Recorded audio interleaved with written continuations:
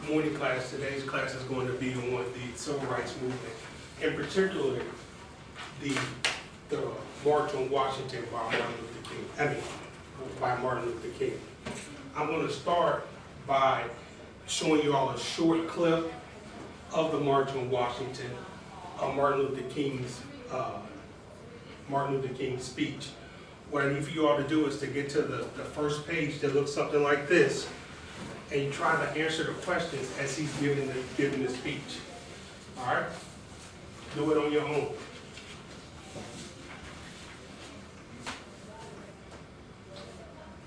Today, in what will go down in history as the greatest demonstration for freedom in the history of our nation.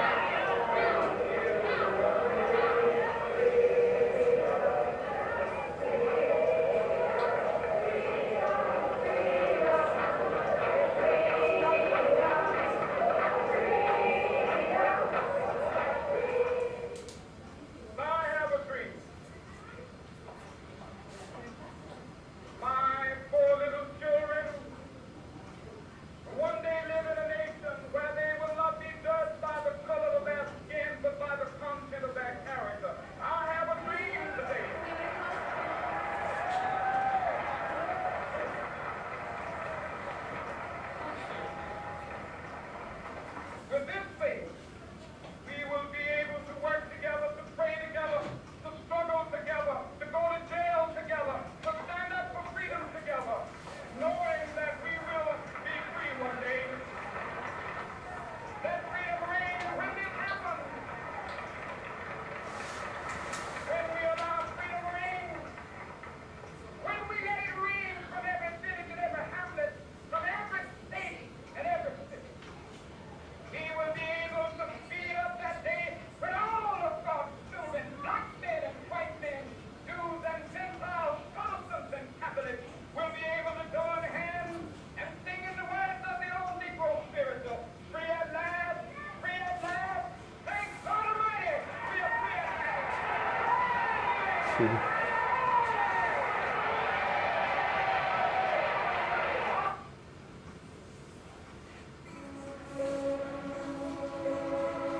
Now let our sense feel like Glade. Melt your mood with a Hawaiian breeze fragrance. Feel relaxed. Feel Glade. Do you need help? Just trying to get this thing off. And yes, sir. Sweet smelling candles. Oh, there it is. Okay. Yeah, take those so high.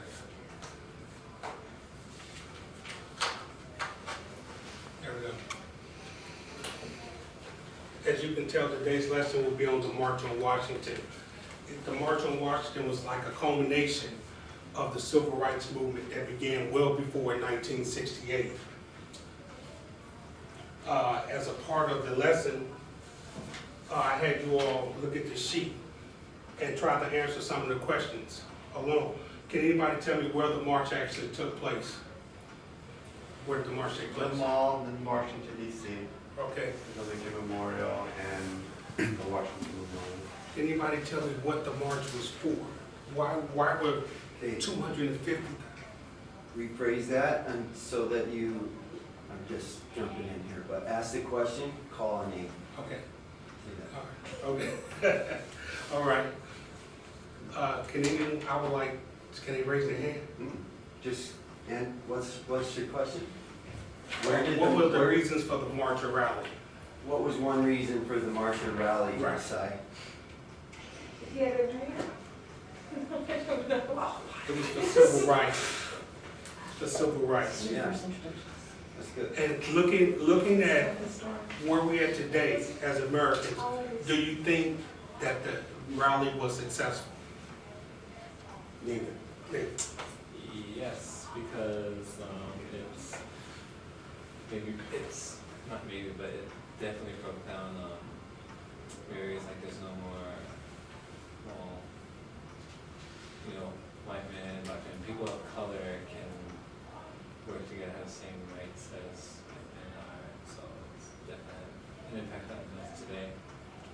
Yes, and that's true. Now people are usually able to reach their full potential regardless of their ethnicity.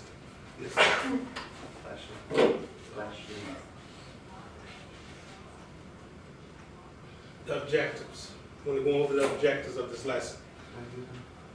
Students will be able to recognize the names and the key players associated with the event. Students will be able to learn the reasons why the march took place, and students will be able to define what is tolerance and why is it important in today's society. That is the objectives of this lesson. I've also, to keep us on focus, I've actually posted it on the board, and I've also given you all a copy of the sheet with the objectives on there to keep you all, so you can go back and reference throughout the lesson what actually are we trying to accomplish.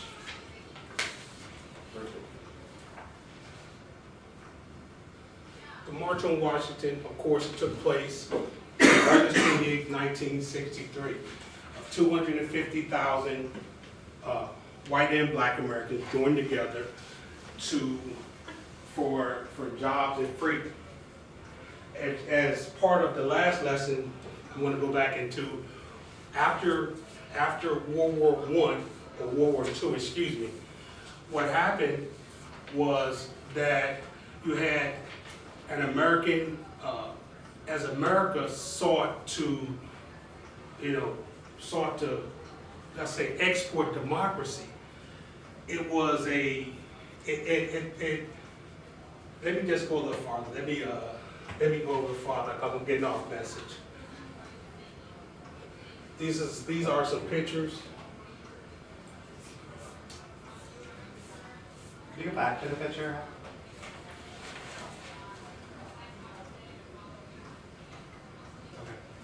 Where was he standing when he gave that speech? Up by The mall. thing, monument? Yeah, the mall in Washington. Which side? With the Lincoln or the Washington Memorial? I thought it was the mall. I want to say it's the right there. That's right. Right there. But this is a little background on the lesson, as I wanted to go a little farther. The plan for this march actually took place in 1941. In 1941, Martin Luther King was basically 12 years old. So he could not, at that particular moment in time, he was a child, he was a kid. But the plan for this march actually took place in 1941. And it was just before America entered the World War II. It was about to enter World War II. And America always sought, as a country, always sought to export our democracy. Well, the word hypocrite came into it because you have 12% of the American population who couldn't vote, who couldn't participate in the American process, which were African Americans. So a lot of countries said, why are you trying to export democracy when you're not practicing it yourself? So that's what really happened. So now you have America trying to export democracy to other countries. Other countries are saying, we don't want to hear it because you're not practicing it yourself. So when at this particular time, it was just about, before December 7th, we were just about to enter the war. I'm giving you that background because before this lesson was taught in my last class, that we talked about the end of the beginning of this Cold War. And I just want to give you a little backdrop on that before we go forward. This man right here. This was the March on Washington. This was the brainchild of this man right here. His name was A. Philip Randolph. He was a Union delegate. He was a Union president, and he wanted to have this march in 1941. But like I said, we were at war, and what happened? Eleanor Roosevelt, the wife, came to him and said, "Hey, look, it's a bad time for it." The president thought the race riots would actually take place if this protest took place. So the actual March on Washington was postponed. So her husband feared the race riots? FDR thought that race riots would take place if this march actually took place. So the march was postponed to after the war. But this is he's the brainchild behind the whole march. That's the Lincoln Memorial behind it, it's Lincoln's big chair. This is Franklin Delano Roosevelt, the president who led us through World War II. He thought that race riots would take place.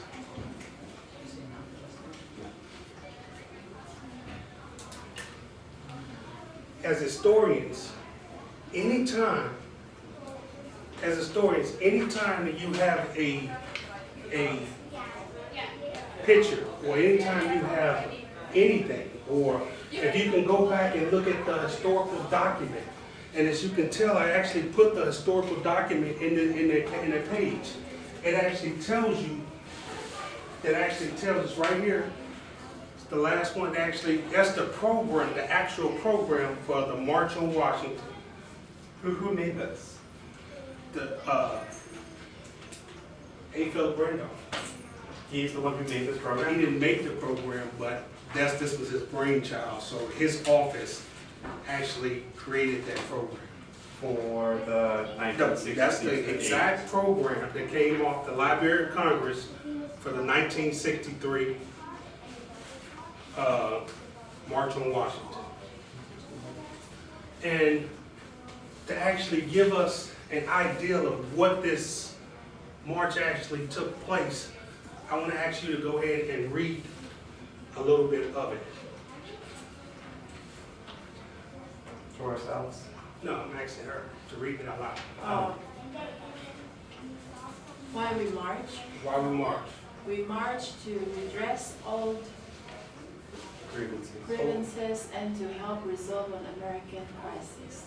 That crisis is born of the twin evils of racism and economic deprivation. They rob all people, Negro and white, of dignity, self-respect, and Stop right there. Go ahead, finish where she stopped off at. They impose a special burden on the Negro who is denied the right to vote, economically exploited, refused access to public accommodation. Stop right there. Go ahead, finish off. Refuse access to public accommodation, subject to inferior education, and relegated to substandard ghetto housing. Stop. Stop with it. Discrimination in education and apprenticeship training renders Negroes, Puerto Ricans, Mexicans, and other minorities helpless in our mechanized industrial society. Lacking specialized training, they are the first victims of automation. Thus, the rate of Negro unemployment is nearly 3 times that of whites. Stop. Go ahead, finish it off. The livelihood destroyed, the Negro unemployed are thrown into the streets, driven to despair, to hatred, to crime, to violence. All America is robbed of the potential contribution. I have a question before we move on. Go ahead. Because it talks about the rights that they were denied to. Could you talk a little bit more about this idea of deny the right to vote? Because from what you taught us about kind of the Constitution and the constitutional amendments, legally they did have the right to vote, but how was that being carried out? What was the actuality? Well, they had special laws called Jim Crow law, and they had laws that were passed that specifically targeted minorities so they couldn't vote. Like they would have a poll tax, a literacy test. My family was affected. I mean, my family was affected by the Jim Crow law. My mother and father from Mississippi, they left Mississippi because there was no economic opportunity in Mississippi in the 50s and 60s for African Americans. So the laws, it's a difference. There's a difference in there being behavior problem that people don't vote just because they don't want to vote. But there's also a big difference in the system. A system is put in place, or laws are put in place for action to deprive people of their constitutional rights. So the constitutional right was in place for them to vote, but then there were other There were laws state that kind laws of that made it harder for them and made it impossible for them to vote. You'll show up, wouldn't be allowed to register. You'll take a test, you'll take a literacy test, they give you the test in Spanish. So, I mean, the laws, see, the system was put in place to keep people from voting and for exercising their rights. But I just thought this was a neat, very neat thing to actually put out. I found this on the Library of Congress. This is the actual program that was handed out in 1963 on the March for the March on Washington. And down here it actually gives you the reason why we march. Do they have this entire thing digitized on the Library of Congress website? They do. They do.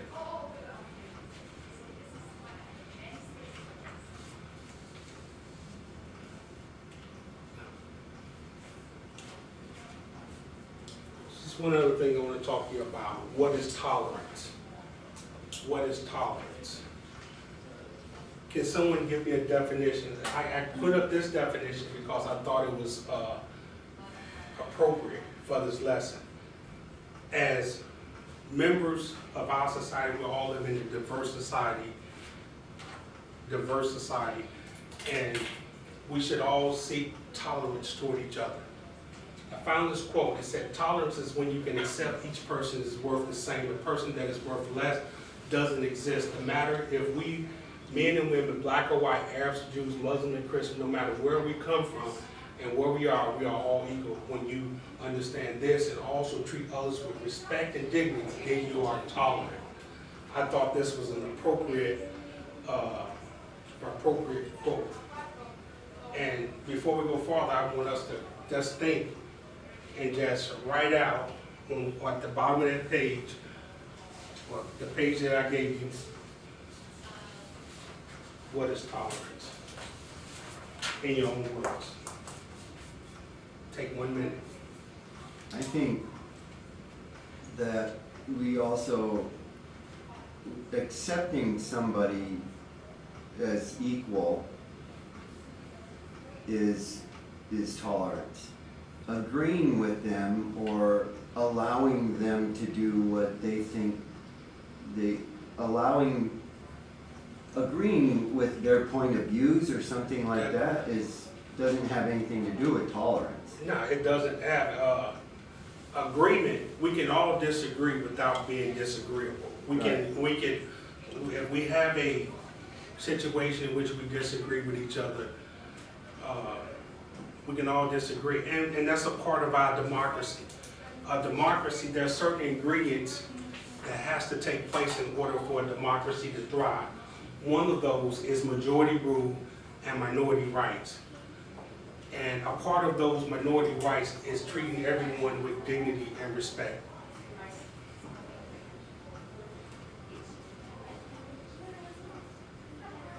The next part, I have another quote before we get into the poster portion of the lesson.